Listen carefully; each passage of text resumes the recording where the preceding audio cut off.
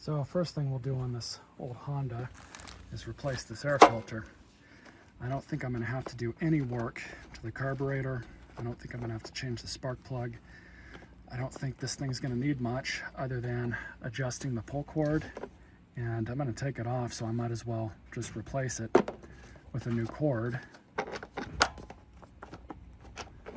this air filter is completely plugged up. It's because they overfilled it.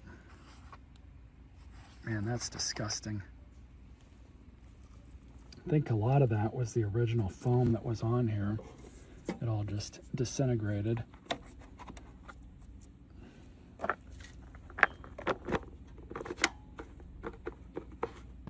So this is a Honda HR214, which I found at the curb. Motor on it runs really good. The only thing I've had to do to it so far was put a new air filter on it because its prior owner overfilled the crankcase with oil. So that went through the carb system, saturated the filter, and then it started doing a hard to start symptom where just couldn't get it started, almost like it was hydrolocking. I emptied the oil out, replaced the filter, got it running, runs really good. But unfortunately, there is an issue with the self-propel system. The first gear, or speed, does not want to work. Second gear works too well. When you engage it, it just shoots off and will almost get away from you if you're not careful. So I've got the cable out, but I don't think the issue is with the adjustment here. I think the issue is down here. Could be that we have an issue with this cable, which is your speed selector cable, going into your transaxle.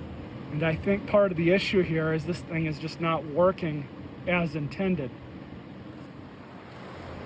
And I say that because I can't move this cable at all inside of the sheathing.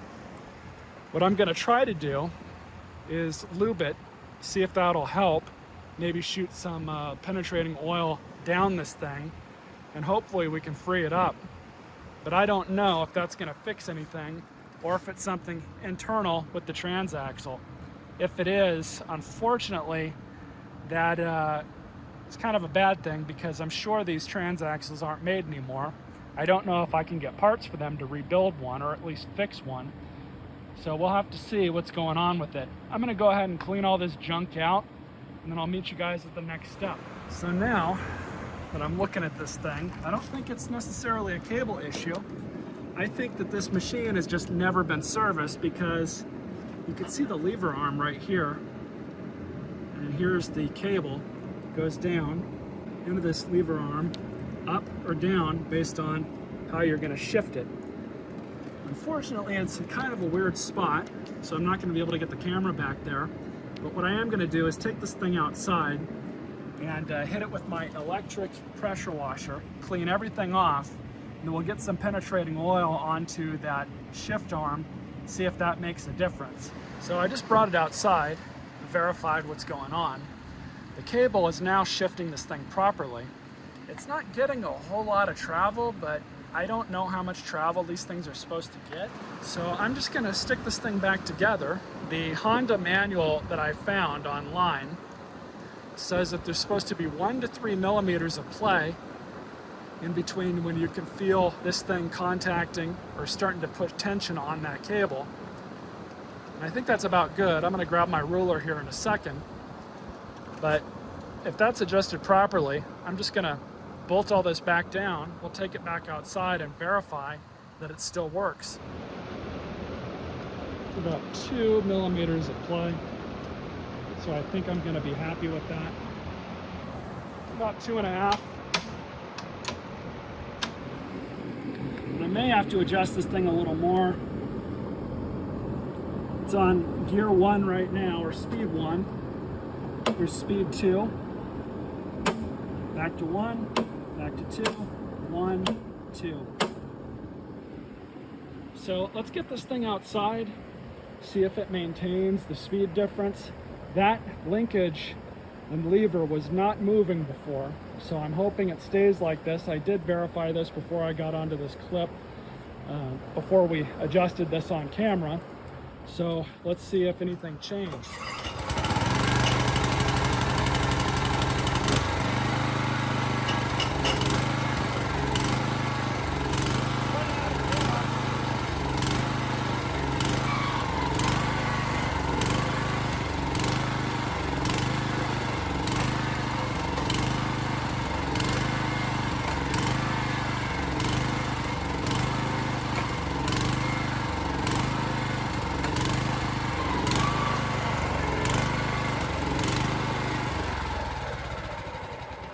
So that appears to have solved that issue with the transmission.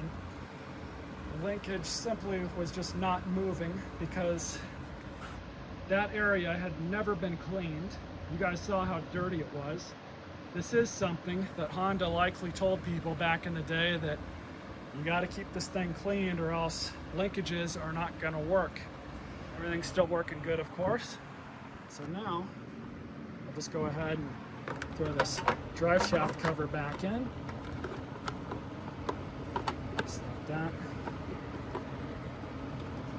A lot of these older Hondas that I've seen over the years, sometimes these shaft covers are completely gone.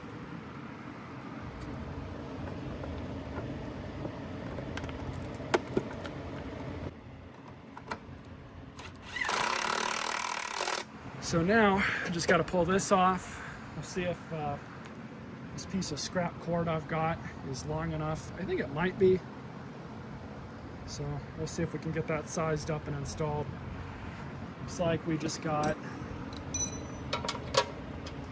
3 8-inch bolts to pull this recoil off. I'll go ahead and do that. Try not to lose any of these.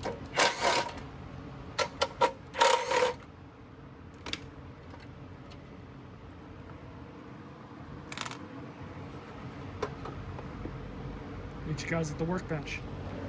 So these were a bit different when compared to the newer recoils, and unfortunately, though I do like Honda, they don't make the best decisions all the time, this being one of them. These specific recoils were different in the sense that you pull the cord all the way out, right? But there's no way to get at the knot without pulling this off. So we're going to go ahead and do that.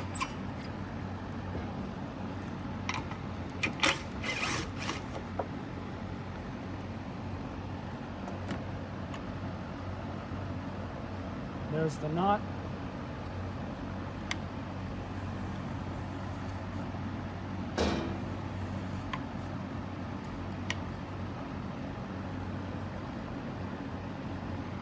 Grab a pair of pliers.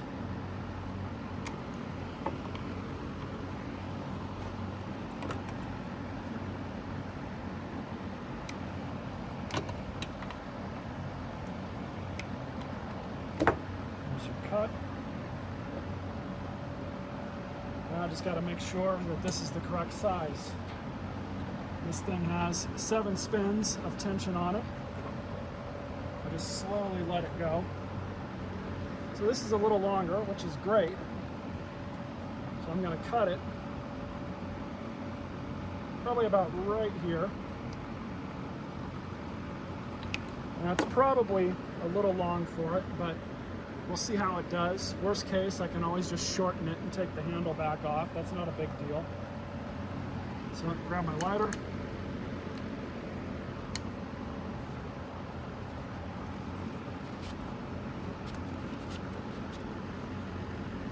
Perfect. So what I'm going to do now is put some tension on this. We'll give it a total of 7 spins.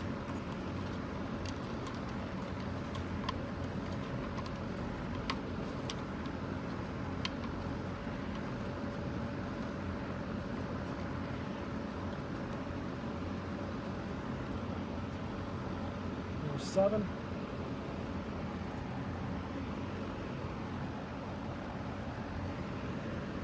Just going to fish this.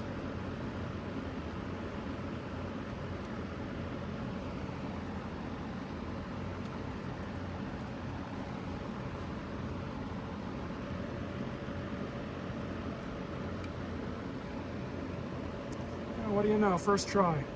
It's almost like I've done this a few times.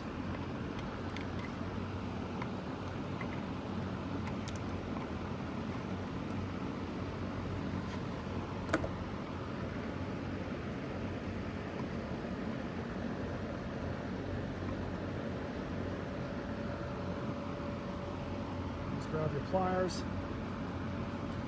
give it a nice tug.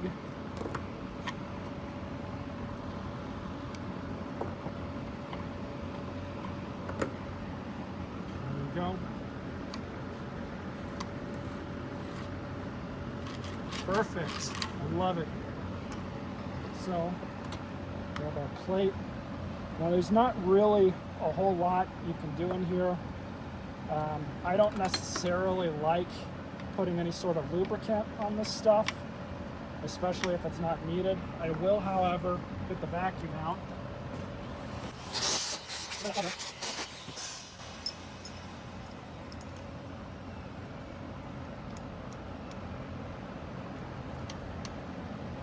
Just get that back on.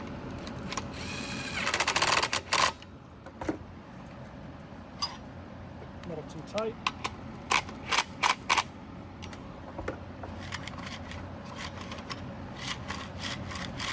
That is perfect.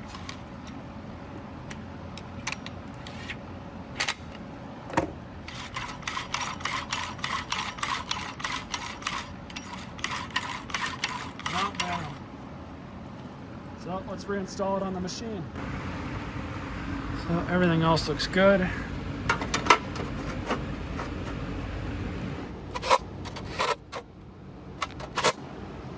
There it is. Yeah, I'm gonna have to clean out the whole underside of this thing, but this blade for sure needs to be sharpened.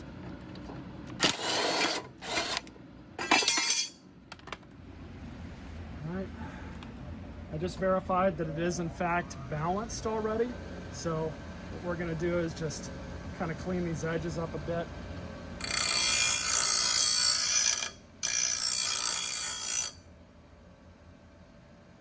Not bad.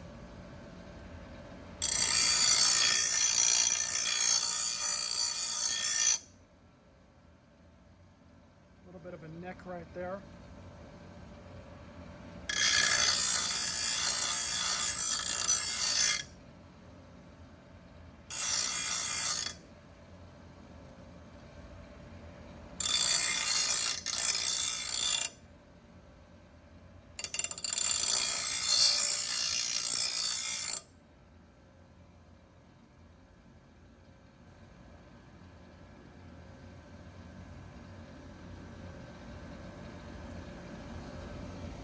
Put it back on the machine. All right, let's get it outside. I'm gonna clean this thing off really well, and then we'll get you guys the end of the video. So before I give it a final start, check the oil one last time.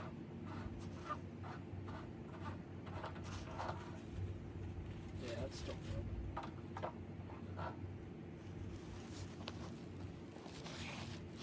Basically right where it should be.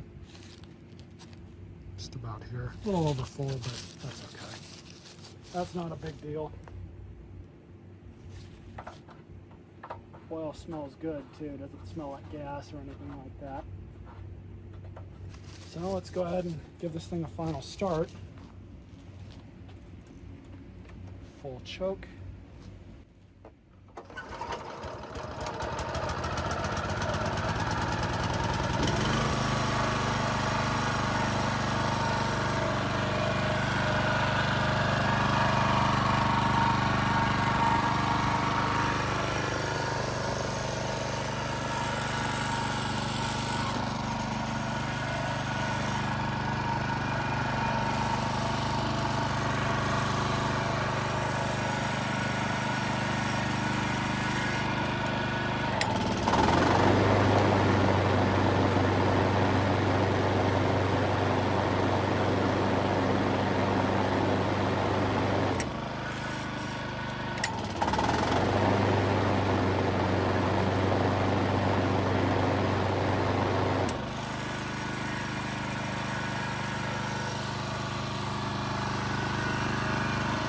Test the self-propel, first speed first. and then we'll do second, see how it does.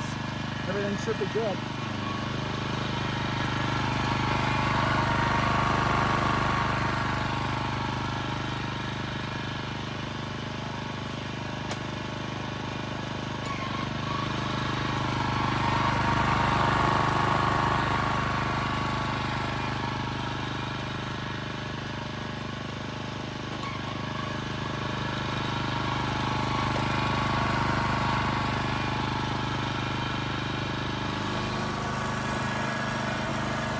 Self-propelled works awesome.